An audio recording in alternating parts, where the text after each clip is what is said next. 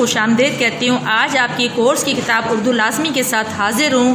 ہم آج آپ اس سبق نمبر 1 اخلاق نبی صلی اللہ علیہ وسلم کی ریڈنگ کریں گے۔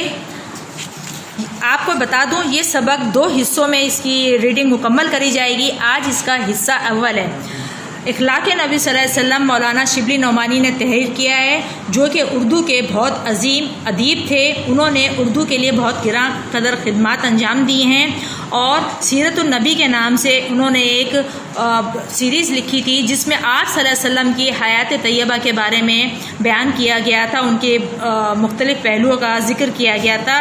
مولانا شبلی شاعر، ادیب، فلسفی، قانوندان، ماہر تعلیم، عالم دین اور مورخ تھے، اور آپ کی تصانیف میں المامون، سیرت النعمان، الفاروق، الغزالی، سوانح مولانا روم، مقالات شبلی اور سیرت النبی صلی اللہ علیہ وسلم جیسی بلند پایہ کتابیں ہیں۔ آئیں اب سبق اخلاق نبی صلی اللہ علیہ وسلم کی ریڈنگ کرتے ہیں۔ آپ لوگ اپنی کتاب کا پیج نمبر 10 کھول لیجئے۔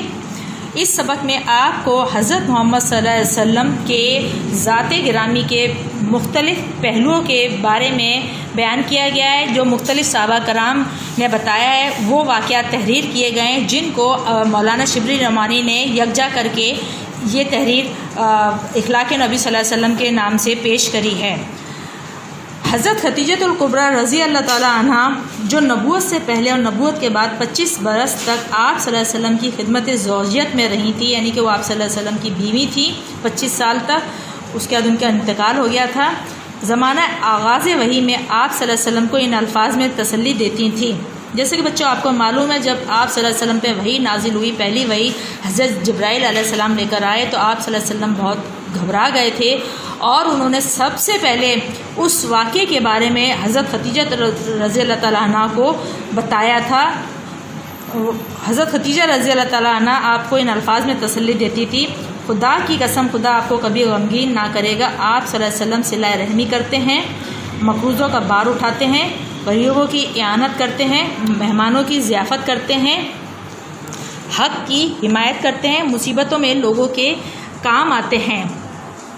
امہات المومنین حضرت عائشہ رضی اللہ تعالیٰ عنہ سے بڑھ کر کسی نے آپ صلی اللہ علیہ وسلم کے اوصاف تفصیل سے بیان نہیں کیا، یعنی کہ جتنا حضرت عائشہ رضی اللہ تعالیٰ عنہ نے آپ کے ذات گرامی کے بارے میں بیان کیا، آپ کی جو عادتیں تھیں ان کو دیکھا اور بتایا، ان سے زیادہ کوئی نہیں بیان کر سکتا۔ فرماتی ہیں حضرت صلی اللہ علیہ وسلم کی عادت کسی کو برا بھلا کہنے کی نہ تھی، برائی کے بدلے میں برائی نہیں کرتے تھے بلکہ درگزر کرتے تھے اور معاف فرما دیتے تھے۔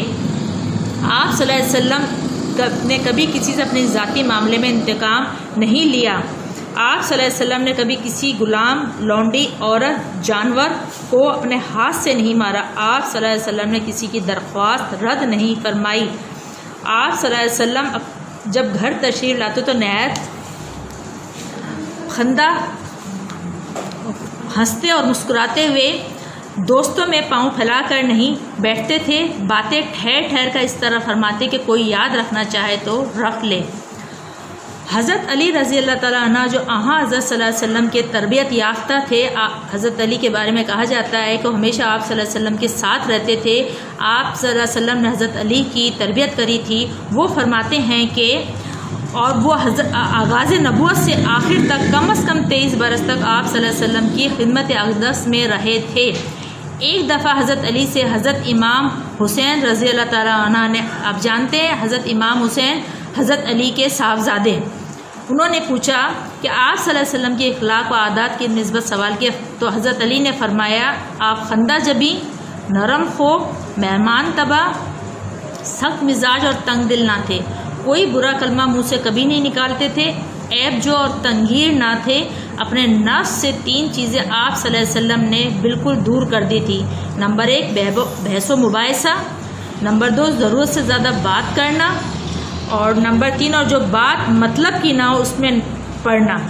دوسروں کے متعلق بھی 3 باتوں سے پرہیز کرتے تھے، کسی کو برا نہیں کہتے تھے، کسی کی عیب گیری نہیں کرتے تھے، کسی کے اندرونی حالات کی ٹوہ میں نہیں رہتے تھے، وہی باتیں کرتے تھے جن سے کوئی مفید نتیجہ نکل سکتا تھا، کوئی دوسرا بات کرتا تو جب تک وہ بات ختم نہ کر لیتا چپ سنا کرتے، دوسروں کے منہ سے اپنی تاریخ سننا پسند نہیں کرتے تھے، نہایت فیاض، نہایت راست گو، نہایت نرم طبع اور نہایت خوش صحبت تھے۔ اگر کوئی دفتن آپ صلی اللہ علیہ وسلم کو دیکھتا تو مرعوب ہو جاتا، متاثر ہو جاتا، لیکن جیسے جیسے آشنا ہو جاتا آپ صلی اللہ علیہ وسلم سے محبت کرنے لگتا۔ ایک صحابی تھے ہند بن ابی حالہ رضی اللہ تعالیٰ عنہ، جو گویا حضور صلی اللہ علیہ وسلم کے آغوش پروردہ تھے، یعنی کہ ان کی گود میں پرورش پائی تھی۔ وہ بیان کرتے ہیں کہ آپ صلی اللہ علیہ وسلم نرم ہوتے، سخت مزاج نہ تھے، کسی کی توہین روا نہ رکھتے تھے، چھوٹی چھوٹی باتوں پر اظہار تشکر فرماتے تھے، کھانا جس قسم کا سامنے آتا تناول فرماتے اور اس کو برا بھلا نہ کہتے۔